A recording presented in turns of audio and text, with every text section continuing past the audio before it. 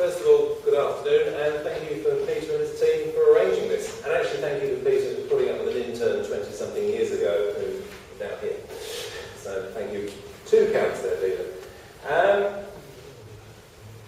Asian deflation, inflation. I mean, I think there's a slightly heretical point I'd like to think in this presentation about whether quantitative easing has actually proved to be deflationary to much of the world. I think imposing a neoclassical view of the world on Asia wasn't necessarily a terribly bright idea, and it has therefore produced some absences of quantitative easing.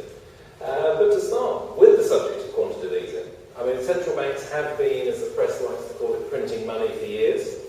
No great historical track record that was going to work. I personally would have thought structural reform, attempting to grow out the debt burdens would have been more productive. But nevertheless, it's fallen to central bankers to try and rescue the world post the global financial crisis. And they've been printing or creating base money.